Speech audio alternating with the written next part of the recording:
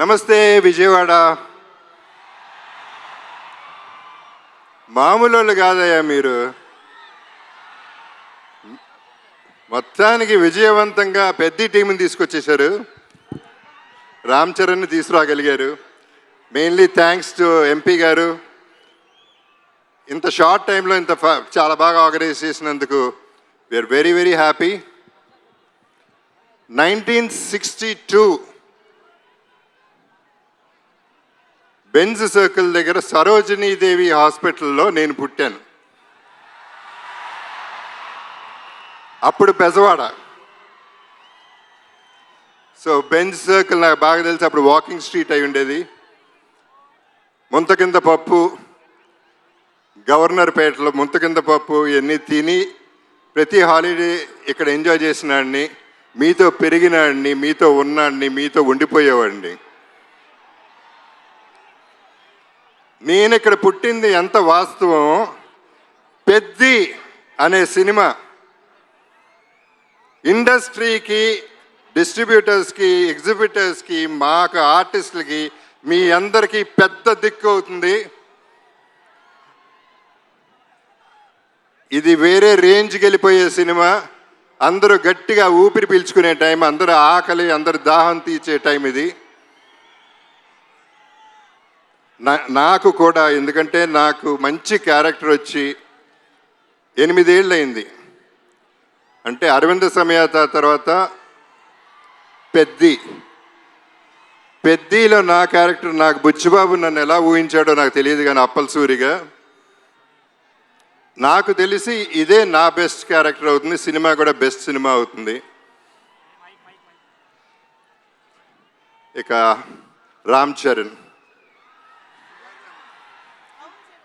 Charan mega power ఏంటో ఈ సినిమాలో చూపిస్తాడు. ఏ స్టేట్కి వెళ్ళినా, ఏ కంట్రీకి వెళ్ళినా అక్కడి నుంచి 6 కొట్టాడు. ప్రతి షాట్ సినిమాలో 6రే. మీరు క్యాచ్ పట్టుకోవాలంతే.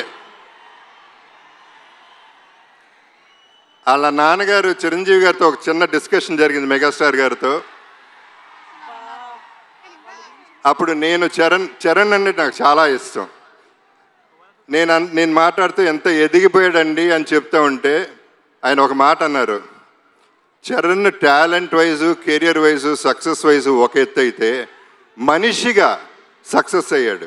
ఒక మంచి మనిషిగా.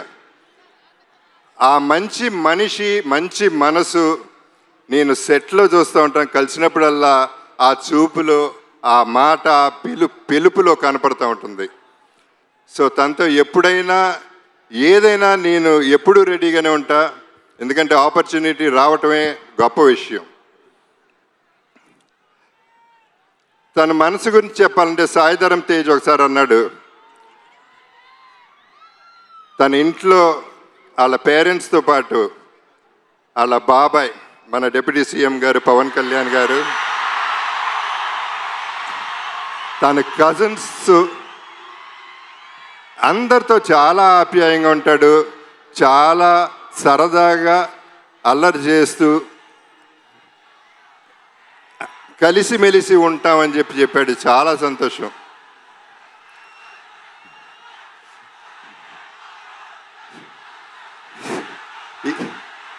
ఈ పర్టికులర్ సినిమా గురించి నేను ఎక్కువ చెప్పదలుచుకోలేదు, ఎందుకంటే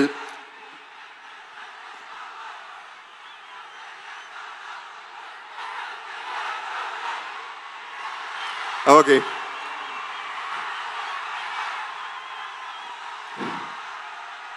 ఇక మా బుచ్చిబాబు పోర్టబుల్ సైజులో, బఠానీ సైజులో ఇంత ఉంటాడు.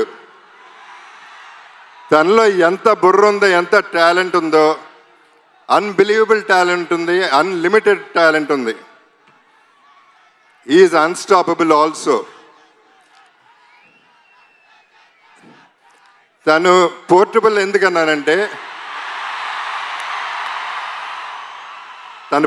ఎందుకన్నానంటే ఇలా ఉంటాడు, అందరు సంకల్లో దూరిపోతూ ఉంటాడు, చాలా ప్రేమగా ఉంటాడు. ఆ పోర్టబుల్ సెట్ని ఎక్కడికంటే ప్రతి ఇంట్లో, ప్రతి గుండెల్లో చేర్చేసుకుంటారు. అసలు వదిలితే సంకెక్కేస్తాడేమో అటువంటాడు. తను ప్రతి క్యారెక్టర్ డిజైన్ చేసిన విధానం అద్భుతంగా ఉంటుంది. మీరు చూస్తారు సినిమా, నేను ఎక్కువ చెప్పవసరం లేదు, మీ అందరికీ అన్నీ బాగా తెలుసు. ఇక రెహమాన్ గారి గురించి అప్పుడు ఇప్పుడు ఎప్పుడు కూడా సెల్యూట్ సార్. ఇక ర్యాండీ ఒక వన్ మోర్ అనేది ఎప్పుడు వినపడుతుంది దగ్గర. అండ్ ధైర్యంగా టేక్ ఓకే అని చెప్పగలే ధైర్యం ఒక్క ర్యాండీకే ఉంది డైరెక్టర్ కంటే ముందు. అంత క్యాలిబర్ ఉన్న ర్యాండీతో పనిచేశాను. నా అదృష్టం ఈ సెకండ్ ఇన్నింగ్స్లో ఇటువంటి వాళ్ళతో పనిచేయగలుగుతున్నాను. జాన్వి మీలాగానే నేను ఫస్ట్ టైం ఇక్కడ కలిశాను. సినిమా చేశాం కానీ నేను కలవలేదు ఎప్పుడు. శ్రీదేవి గారు నాన్నగారు సినిమాలో చేశారు కానీ ఆవిడ తెలుసు కానీ ఈవిని కలవలేదు. కానీ శ్రీదేవి గారు ఎక్కడున్నా ఈ జర్నీ అంతా ఎంజాయ్ చేస్తూ ఉంటారు. లుకింగ్ ఎట్ జాన్వి, మనందరం ట్రైలర్ చూసాం, ఎంత బాగుందో ఎంత బాగా చేసిందో మీ అందరు చూశారు. God bless everybody. సతీష్ గారు,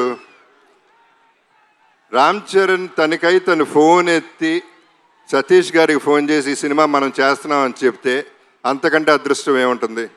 అంటే ఆయన క్యాలిబర్ ఏంటో కూడా మీకు క్లారిటీ వచ్చేసి ఉంటుంది ఈ పాటికి. ఆయన నాకు బాగా నచ్చింది ఏంటంటే ప్రొడక్షన్లో ప్రతిరోజు వచ్చారు, కూర్చున్నారు, ప్యాషనెట్గా సినిమా తీశారు. సో వీళ్ళందరితో పనిచేయటం, I'm sorry if I forgot anybody.